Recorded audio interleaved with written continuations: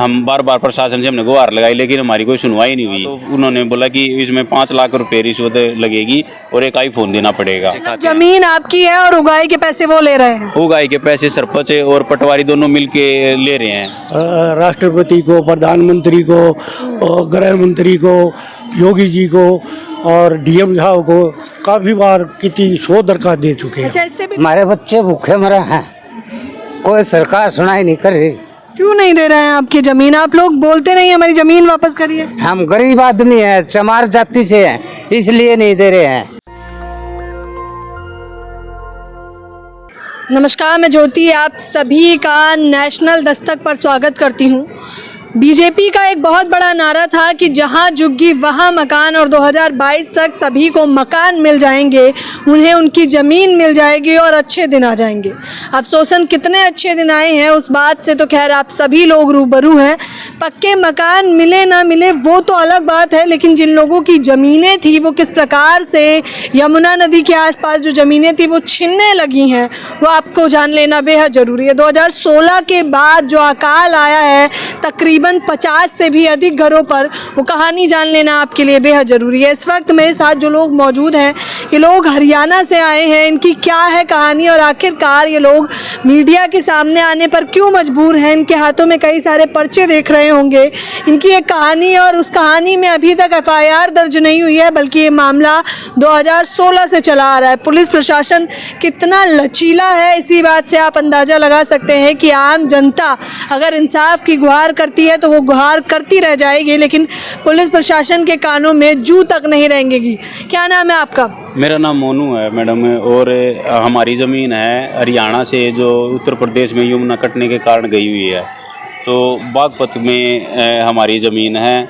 तो बागपत में जो सर्वे कार्यालय है वहाँ के पटवारी, हम जब भी जाते हैं तो पैसे की मांग करते हैं। तो वहाँ पे एक पटवारी है, गोपीनाथ पटवारी, उन्होंने आपकी ज़मीन कैसे गई, शुरू से बताइए। ये ज़मीन हमने जैसे 1965 में ख़रीदी थी, और जैसे हम बोते हुए आए थे तो जमुना कटाव हो गया। तो 2016 में खतौनी पर्ची 10 बनाई गई थी कटाव के बाद में कि ये आपकी ज़मीन है, लेकिन हमें कब्जा नहीं दिया गया था प्रशासन की तरफ से। तो उसके बाद में हम बार बार जा रहे थे पर मिल रहे थे अधिकारियों से, लेकिन गोपीनाथ पटवारी है वो उनसे मिला मैं, तो उन्होंने मेरे से बोला कि इसकी खतौनी पर्ची 10 में मेरे द्वारा ही जारी की गई थी, तो उसी केस में दस्तक है। तो उन्होंने फिर बोला कि मैं ही कब्जा दूंगा और कोई कब्जा दे नहीं सकता। तो मैं उनसे मिला तो उन्होंने मेरे से कहा कि इसमें खर्च आएगा, इसमें 5 लाख रुपए लगेंगे आपके और एक आईफोन देना पड़ेगा। तो अपनी ही ज़मीन पाने के लिए खर्चा आएगा? हाँ, मैं क्योंकि इसमें हमें 3 से 4 साल हो गए थे घूमते, तो बहुत धक्के खाए, वो बहुत जगह हम बार बार प्रशासन से हमने गुहार लगाई, लेकिन हमारी कोई सुनवाई नहीं हुई। तो हम फिर उससे मैं मिला तो उन्होंने बोला कि इसमें 5 लाख रुपए रिश्वत लगेगी और एक आईफोन देना पड़ेगा। तो मैंने किस्तों में आईफोन ख़रीदा और उनको मैंने दे दिया, जिसका ओरिजिनल बिल मेरे पास है। तो फिर उसकी मैं अभी तक किस्त भर रहा हूँ। और 5 लाख रुपए जो उन्होंने मांगे थे, गोपी पटवारी और देवेंद्र गुला सरपंच है, दोनों मिलके उन्होंने मेरे से सरपंचों ने इनसे 5 लाख रुपए मांगे थे, और इसका एक वीडियो भी इन्होंने बना लिया। इस वीडियो को पुलिस प्रशासन को दिखाया, बावजूद इसके अभी तक इन लोगों की FIR दर्ज नहीं हुई है। यमुना में वो जो नदी कट रही थी तब आप लोगों को क्या बताया गया था? हमें यही बताया गया था कटाव के बाद कि भी आपको जल्द ही कब्जा दे दिया जाएगा, लेकिन 4 साल हो गए, हमें अभी तक कोई कब्जा नहीं मिला है। और डिमांड करते हैं पैसे की जब भी हम जाते हैं, सारे सबूत हमारे पास है, लेकिन फिर भी उसके बाद में FIR वगैरह कोई नहीं करे। बोल रहे हैं कि जांच चल रही है। डिप्टी CM केशव प्रसाद मौर्य जी से भी मैं मिला था, उनको मैंने वो सारी वीडियो वगैरह दी थी और लिख के दिया था। तो उन्होंने पुलिस अध्यक्ष को भी ये मामला भेजा हुआ था। अभी ये SP साहब के पास है बागपत में मामला, तो अभी भी इसमें कोई सारे सबूत होने के बावजूद भी FIR नहीं। क्या सबूत है अभी आपके पास? तमाम पेपर इनके आपको दिखाई दे रहे होंगे, क्या सबूत है? जो ये क्या है आपके पास जो है? ये हमारी जमाबंदी है, और ये जो खतौनी पर्ची 10 से दी गई थी, हमारे पास पूरे डॉक्यूमेंट है ज़मीन के, जितने भी सारे जो हमने खरीदी थी। तो यमुना के विकास में ज़मीन चली गई है ना, आखिरकार क्यों खड़े हो रहे हैं? जाने दीजिए वो ज़मीन। हमारे पुरखों ने बहुत ही मेहनत से और लोन लेके ये ज़मीन खरीदी थी। और अभी जैसे गांव के सरपंच और पटवारी मिलके उसमें उगाई पे देते हैं उसको, और उसके जो भी पैसे आते हैं वो अपने आप वो रखते हैं उसको। हम 50 से ज़्यादा परिवार है जो इधर उधर घूम रहे हैं, बहुत दिनों से धक्के खा रहे हैं, लेकिन हमारी कोई भी सुनवाई नहीं हो रही है। मेरी ज़मीन पे ना कब्जा मिल रहा है ना हमें। ये कहा गया था इन लोगों से कि ये जमीन जो कट रही है, इस की जमीन के बदले आपको जमीन पर कब्जा मिल जाएगा, दूसरी जमीन दे दी जाएगी, लेकिन नहीं वही ज़मीन की बात हुई थी कि भाई यही ज़मीन, क्योंकि अभी वो बाहर है, वो एक बार पानी आया था, उसके बाद में अभी हमारी ज़मीन पक्के पे है, उस पर फसल हो रही है, उस पर ईख भी हो रहा है, उसमें गेहूँ भी हो रहा है, वो दामों पे देते हैं उसके, और पैसे उसकी उगाई के पैसे मतलब खाते हैं। जमीन आपकी है और उगाई के पैसे वो ले रहे हैं। उगाई के पैसे सरपंच और पटवारी दोनों मिलके ले रहे हैं। हमारी 50 से ज़्यादा परिवार है, 400 कुछ किले हमारी ज़मीन है। कितने की जमीन है? 400 किले हैं हमारे, टोटल 400 से ज़्यादा किले हैं। अच्छा, इतने में जमीन बसी हुई है। हाँ, इतनी ज़मीन है तो हमारे 50 से तो ज़्यादा। 50 परिवार इकट्ठा होके कभी गए नहीं उनके पास? हमने बहुत बार इकट्ठे हुए, हमने बहुत बार डीएम को भी शिकायत दी कि ऐसे ऐसे हमारी है। उन्होंने आश्वासन ही देते रहे हैं कि भाई करेंगे हम, इस पे जल्दी आपका कब्जा कितने करवाएंगे। की जमीन है वो तो कई करोड़ों की है ज़मीन। मेरी वहाँ पे 105 बीघे है ज़मीन मेरी खुद की। सिर्फ इनकी 105 बीघे है और 50 परिवारों की है, करोड़ों की जमीन है। जो महापंच के लोग होते हैं उन लोगों ने किस प्रकार इनकी जमीनें हड़प ली हैं और खा रहे हैं उसका पैसा। आइए और लोगों से बात करते हैं। क्या नाम है आपका? मेरा नाम है जी सुशील कुमार। सुशील जी, आप कहाँ से आए हैं? मैं हरियाणा गांव मलिकपुर से आया हूँ सर। अच्छा, आपकी भी जमीन चली गई है? हाँ, मेरे भी 20 किले हैं। हरियाणा से मिमापुर गांव से उत्तर प्रदेश से ठसका गांव है, अकबरपुर ठसका, उसमें चली गई है। और वहाँ के काश्तकार लोहारी के कब्जा करे हुए हैं नाजायज। कब से कब्जा कर रखा है उन लोगों ने? उन्होंने जी 16 के बाद हमारे को खतौरी पर्ची दी थी, उसके बाद उन्होंने कब्जा कर लिया। तो वापस जब मांगते हैं तो वो क्या कहते हैं? वे वैसे आश्वासन देते हैं जी, पटवारी भी आश्वासन देती है, डीएम साहब भी आश्वासन देते हैं और एसडीएम साहब भी आश्वासन देते हैं। होना जाना कुछ नहीं है। देखिए, डीएम से लेके एसडीएम तक सिर्फ आश्वासन देते हैं। इससे पता चलता है कि वो सभी के सभी लोग मिले हुए हैं। लग रहा है कि आपकी ज़मीन वापस मिलेगी आप लोगों को? शायद हमारे को तो लग रहा है उनके आश्वासन से शायद मिल ही जा। और कब से आश्वासन दे रहे हैं आपको? 4-5 साल हो लिए लगातार दरखास्तबाजी कर रहे हैं हम राष्ट्रपति को, प्रधानमंत्री को, गृह मंत्री को, योगी जी को और डीएम साहब को। काफ़ी बार कितनी 100 दरखास्त दे चुके हैं। अच्छा, इससे भी पहले उन्होंने ज़मीनें हड़पी हैं लोगों की? उससे पहले तो नहीं हड़पी जी, हमारी गई है। 416 किले हैं, मेरे भी 20 किले हैं उसमें। अच्छा, 416 किले हैं, इनके भी 20 किले हैं। कितने की ज़मीन चली गई आपकी?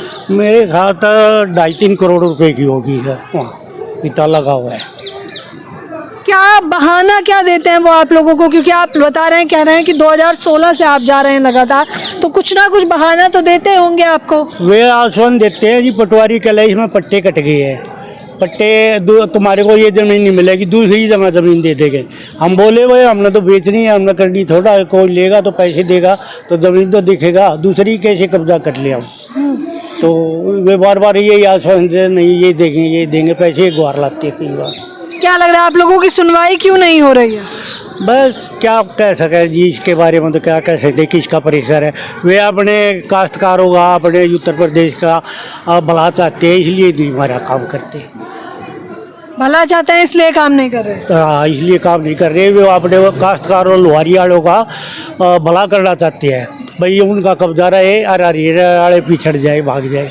तो देखिए किस प्रकार से यहाँ भी जाति का भेदभाव आपको देखने को मिल रहा होगा कि जो ऊंचे तबके के लोग हैं, ज़मीनें ज़्यादा सिर्फ उन्हीं के हैं। अगर निचले तबके के लोगों की ज़मीन है तो किस प्रकार से उनकी ज़मीन हड़पी जाती है। इसका उदाहरण ऐसे 50 परिवार आपको देखने को मिल जाएंगे। इन लोगों की ज़मीनें हैं जो इन्होंने बड़ी ही मेहनत से खरीदी थी, उस पर काम धंधा शुरू हुई किया था कि 2016 में इनकी ज़मीनें हड़प ली गई। इनकी ज़मीनें वापस देने का नाम नहीं ले रहे हैं वो लोग।